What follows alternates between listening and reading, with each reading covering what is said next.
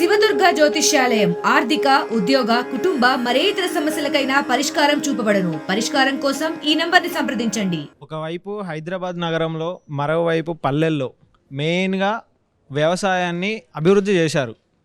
కానీ గుంట భూమి కూడా లేని పేదవాళ్ళని మాత్రం వదిలేశారు. దానివల్లనే బీఆర్ఎస్ని వ్యతిరేకించి కాంగ్రెస్ని ఆహ్వానించారనేది అంటున్నారు. దానిపైన మీరు ఏమంటారు? బహుశా అది కూడా కొందరిలో ఉండొచ్చు, ఆ సంతృప్తి కూడా కొందరిలో ఉండవచ్చు మొన్న ఓట్లేసిన దాంట్లో, అందులో సందేహం ఏం లేదు. అయితే పేద వర్గాలకు సంబంధించి కూడా ప్రభుత్వం నుంచి వెళ్ళి ఎవరెవరికి ఎన్ని రకాల సహాయం అందించవచ్చో చివరి వరకు కూడా సమాజం చివరిని అంచున్న వాళ్ళని చేరడమే ప్రభుత్వ లక్ష్యం అని చెప్పి పనిచేసిన వాళ్ళం మేము. రకరకాల పద్ధతులు, ఎందుకంటే తీసుకొని పైసలు నీకు ఏం లేదు కాబట్టి నీకు పైసలు ఇస్తాను ఇవ్వడానికి ఉండదు. ప్రభుత్వం అనేది తప్పకుండా కొన్ని నిబంధనల మేరకు పనిచేస్తుంది. ఎవరికి ఏం సహాయం చేయాలన్నా దానికి సంబంధించి తప్పకుండా ప్రభుత్వం యొక్క నిబంధనలకు అనుకూలంగా ఉన్నప్పుడు మాత్రమే సాధ్యమవుతుంది. ఉదాహరణకు 200 పెన్షన్లు 2000 చేసినాం, నిర్భాగ్యుల కొరకు చేస్తుంది. అది దాంట్లో అనేక రకాల మంది కవర్ అయినారు. ఆ తర్వాత రైతాంగం, వ్యవసాయం ప్రధానం కాబట్టి ఈ దేశంలో వ్యవసాయాన్ని స్థిరీకరించడం, వ్యవసాయ రంగం పైన విశ్వాసం నెలకొల్పడం ప్రధానం కాబట్టి వ్యవసాయాన్ని మేము ప్రధాన అంశంగా తీసుకున్నాం. ఎందుకంటే వ్యవసాయం అనేది కేవలం ఒక రైతుకు సంబంధించిన విషయం కాదు, వ్యవసాయం అనేక వర్గాలకు సంబంధించిన విషయం. దాంట్లో వ్యవసాయ కూలీలు ఉంటారు, వ్యవసాయం మీద ఆధారపడి వ్యవసాయ ఉత్పత్తుల మీద ఆధారపడి బ్రతికే వాళ్ళు అనేక మంది ఉంటారు, వ్యవసాయ ఉత్పత్తులతోని అనేక జీవాలు బ్రతుకుతాయి.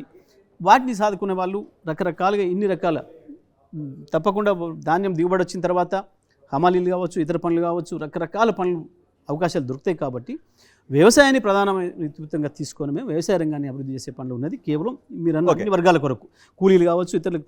మనకు తెలుసు, ఎందుకంటే 2014 ముందు మీరు అందరూ కూడా చూసారు, మొత్తం ఊళ్ళకు ఖాళీ అయ్యి వలసలు పోయినాయి. ఎందుకంటే వ్యవసాయ రంగం దెబ్బతినడం ద్వారా ప్రధానంగా. ఇవాళ అదే వ్యవసాయ రంగాన్ని బాగు చేయడం ద్వారా వలసలు మొత్తం వాపసు వచ్చినాయి. మీ అందరికీ కూడా తెలుసు, అది మహబూబ్నగర్ కావచ్చు, అది నల్గొండ కావచ్చు, అది నిర్మల్ కావచ్చు, ఆదిలాబాద్ కావచ్చు, అది కరీంనగర్, నిజామాబాద్ కావచ్చు. బయట దేశాలకు పోయిన వాళ్ళు, భారతదేశంలో మొత్తం అనేక రాష్ట్రాలకు పోయిన వాళ్ళు కావచ్చు, ఇతర దేశాలకు పోయిన వాళ్ళు కావచ్చు, ఇవాళ తిరిగి వచ్చినారు గ్రామాలలో. ఇవాళ మనకు వచ్చినాయి. రావడమే కాదు, ఇవాళ మీకు దాదాపు 30 లక్షల మంది పైగా ఇతర రాష్ట్రాలకు కూడా వచ్చి ఇక్కడ పనిచేయడానికి కావాల్సినటువంటి అద్భుతమైన అభివృద్ధి జరిగింది. ఇవాళ 30 లక్షల మంది ఇతర రాష్ట్రాల ప్రజలకు కూడా మనం పని కలిగించగలుగుతున్నాం, అన్నం పెట్టగలుగుతున్నాం. మనం అక్కడ తీసుకుపోయినాం. మనం కొంత వ్యక్తిగతంగా నాకేందో వ్యక్తిగతంగా ఇట్లా డైరెక్ట్గా ప్రభుత్వం నుంచి రాలేదనే భావన వాళ్ళకు ఉండవచ్చు కొంతమందికి.